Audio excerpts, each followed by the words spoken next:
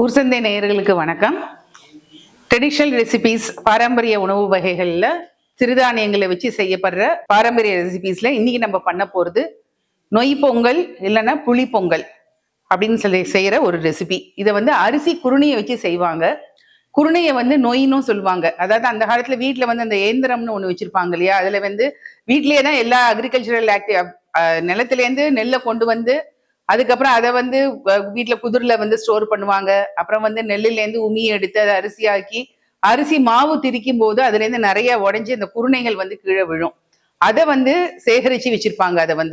அதை வச்சு செய்யப்படுற ஒரு உணவு வகை தான் இந்த நொய் பொங்கல் அப்படிங்கிறது. இது நம்ம புளியோதரை பண்ணுவோம் இல்லையா, அந்த மாதிரிதான் டேஸ்ட் இருக்கும். ரொம்ப நல்லா இருக்கும். லேசா புளியோதரை உதிர் உதிரா இருக்கும். இது புளி பொங்கல்ங்கிறதுனால கொஞ்சம் குழஞ்சி இருக்கும்.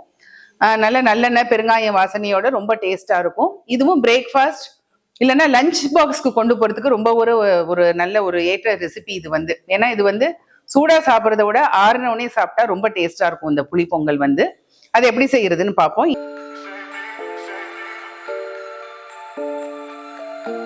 இன்னைக்கு நான் அரிசி குருணைக்கு பதிலா வரகரிசி வச்சு செய்யறேன். இதை ஸோ எப்பவுமே நம்ம இந்த சிறுதானியங்கள்ல சாதம் வடிச்சுட்டு ட்ரெடிஷ்னலா எப்பவும் வீட்டில் பண்ற அந்த குழம்பு ரசம் அதை விட்டு லஞ்ச் பாக்ஸுக்கு கொண்டு போறதுக்கு பதிலாக இந்த மாதிரி விதவிதமா செய்யும் போது நமக்கும் ஒரு அலுப்பு இருக்காது. வித்தியாசமா சாப்பிட்ட ஒரு ஃபீலிங்கும் இருக்கும். ட்ரெடிஷ்னல் ரெசிபிஸை பண்ண மாதிரியும் இருக்கும். இன்னைக்கு இந்த வரகரிசியை நான் 6 மணி நேரம் ஊற வச்சு களைஞ்சி எடுத்துட்டு வந்திருக்கேன். அதை இதை வச்சுதான் இன்னைக்கு பண்ண போறோம். நான் இது 1 டம்ளர் இதில் எடுத்திருக்கேன். நான் இந்த புளி பொங்கல்ங்கிறதுனால இந்த 1 டம்ளர் வரகரிசிக்கு நான் ஒரு பெரிய நெல்லிக்காய் அளவு புளி ஊற வச்சு அதை 2 டம்ளர் தண்ணி விட்டு கரைச்சி வடிகட்டி வச்சிருக்கேன். புளி தண்ணி வச்சிருக்கேன். இதை எப்படி பண்றதுன்னு பார்ப்போம். அடுப்பை ஆன் பண்ணி இதையும் அந்த காலத்துல வெங்கல பானையில செய்வாங்க. இதை இப்போ நான் குக்கர்ல இதை 1 பாட் ரைஸா எப்படி ஈஸியா செய்யறதுன்னு பார்ப்போம். நம்ம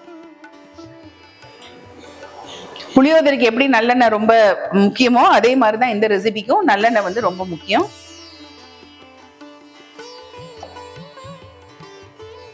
நல்ல தண்ணி எல்லாம் காஞ்ச உடனே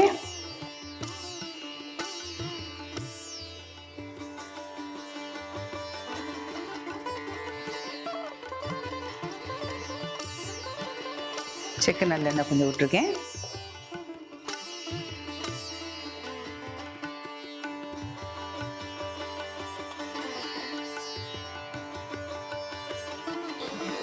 கடுகு,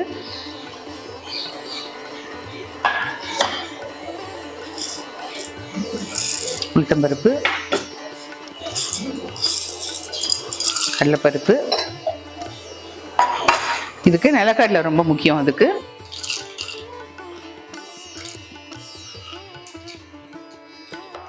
காரத்துக்கு மிளகா வத்தல். நான் அதில் எடுத்த 1 கப் வரகரிசிக்கு 4 மிளகா வத்தல் எடுத்திருக்கேன். நான்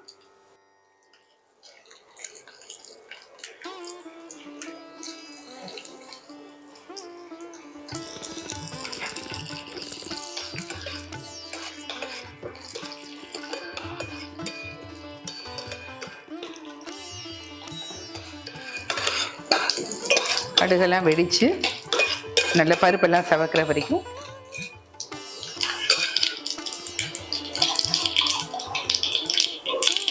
கடுகு வெடிச்சாச்சு. கருவேப்பிலை போடுறேன்.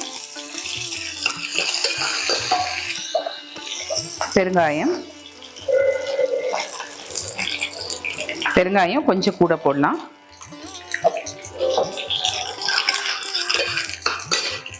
மஞ்சள் பொடி,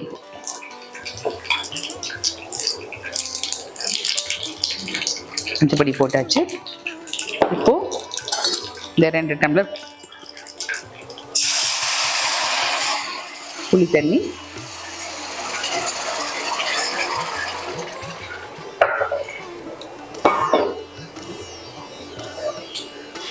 இதுக்கு தேவையான உப்பு,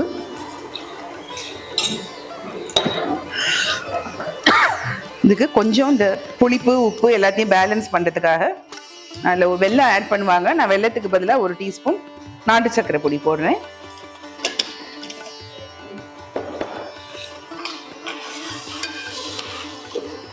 நல்ல கொதிச்சாச்சு இந்த தண்ணி. இதில் நம்ம ஊற வச்சு கலைஞ்ச வரகரிசியை போடுவோம்.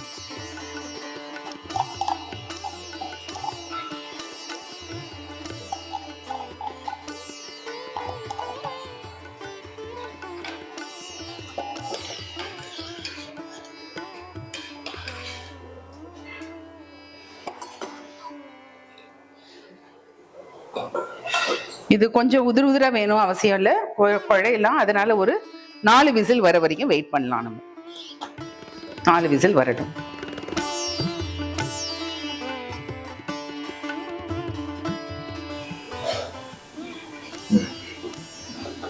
இப்போ ஸ்டீம் போயாச்சு.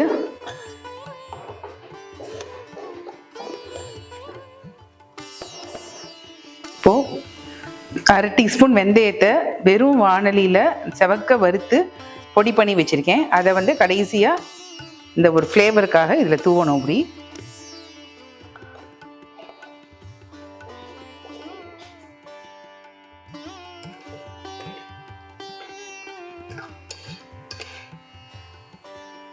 பிடிப்போம். இது வந்து ஆற ஆற தான் வந்து நல்ல, இப்போ வந்து கொஞ்சம் தண்ணியா இருக்கிற மாதிரி இருக்கு. ஆறின உடனே நல்லா இருக்கும். இந்த பிளேட்டுக்கு ட்ரான்ஸ்ஃபர் பண்ணுவோம்.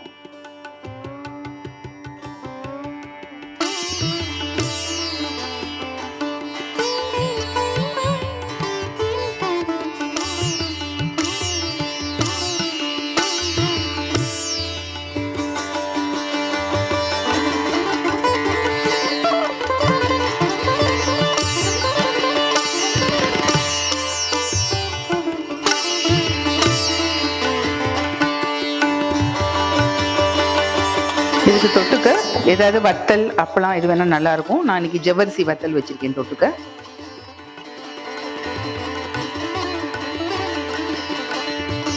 இதை லஞ்ச் பாக்ஸ் ரெசிபியாகவும் யூஸ் பண்ணலாம். ஈவினிங் டிஃபன் இல்லை மார்னிங் பிரேக்ஃபாஸ்ட் எதுக்கு வேணாலும் யூஸ் பண்ணிக்கலாம். நம்ம இதை நல்ல ஒரு டேஸ்டியான சிறுதானியத்தில் செய்யப்படுற ஒரு உணவு இது. நொய் பொங்கல் அல்லது புளி பொங்கல். நான் இன்னைக்கு இதை வரகரிசியில் பண்ணியிருக்கேன்.